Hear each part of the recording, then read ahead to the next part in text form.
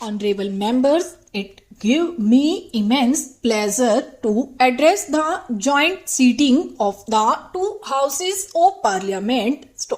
In the annals of our democracy, 2019 is an important milestone. We, the people of India, are celebrating the 150th birth anniversary of Mahatma Gandhi, the father of the nation this year.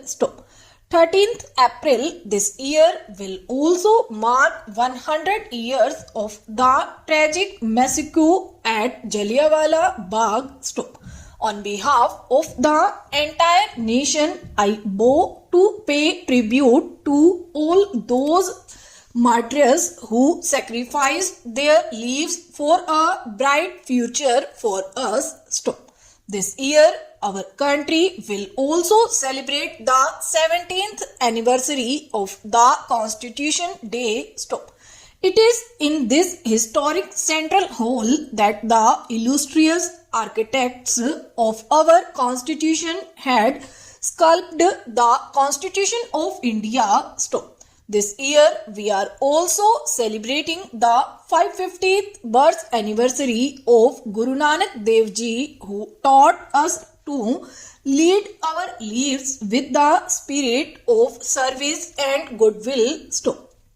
I am glad that our country is following the dreams of Gandhiji to build an inclusive society based on ethics and principles. Our nation is moving ahead guided by the ideals of social and economic justice as enshrined in the Constitution of Baba Saheb Dr. Bhim Rao Ambedkar. The efforts of my government clearly reflect a belief in an egalitarian society as espoused by Dr. Ram Manohar Lohia, the torch bearer of public conscience against the politics of exploitation. Honorable members, prior to the 2014 general election, the country was passing through a phase of uncertainty. After the elections, my government assumed charge and vowed to build a new India. A new India with no place for imperfect, corrupt and interior-ridden carved shaped systems. From day one, the mission of my government based on transparency was to improve the lives of our citizens, to eradicate their difficulties owing to poor governance, and to make sure that the benefit of public services reach the lowest strata of the society. The targets of my government were determined by countless and helpless faces, such as that poor mother who cooked in a smoke-filled kitchen, that helpless sister who was compelled to postpone her own treatment due to financial worries despite serious illness, that daughter who had to wait the whole day until the cover of darkness for going to the toilet, that child who was compelled to wait for daylight to study with no electricity. In the last 4.5 years, my government has infused new hope and confidence among the people of the country, enhanced the country's image, and has effectively brought in social and economic change. As a result, my government has been able to win immeasurable affection and trust of the people. The main goal of my government is to improve the life of every Indian.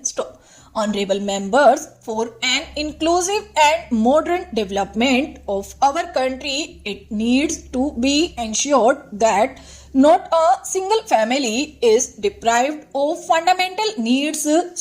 My government, which is sensitive to the needs of the common people and understands their pain, has prioritized provision of basic amenities, addressed health concerns of the people and implemented the government schemes at an unprecedented pace after restructuring them. Lack of toilets had forced crores of Indians, especially our daughters and daughters-in-law, to lead an undignified and unhealthy life. Under the Swachh Bharat Abhiyan, more than 9 crore toilets have been constructed. It is the outcome of this mass movement that coverage of rural sanitation that was less than 40% in 2014 has increased to 98%. According to an assessment, because of the toilets built, numerous poor persons have been spared of various kinds of diseases and more than 3 lakh lives have been saved.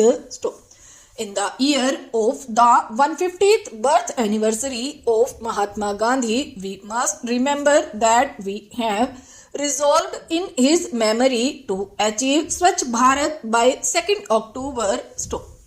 Honorable members, many of the mothers, sisters and daughters used to suffer from various illnesses because of smoke-filled kitchens, which also affected health of the entire family, and much of their effort and time were spent in collecting firewood. My government has provided more than 6 crore cooking gas connections to such sisters and daughters under the Ujjwala Yojana. Even after decades of efforts, there were only 12 crore gas connections in the country in 2014. In a short period of last 4.5 years, 13 crore families have been provided gas connections.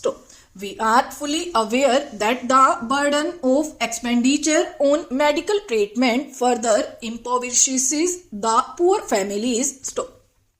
My government, which emphasizes with this plan, has launched the Ayushman Bharat Yojana last year.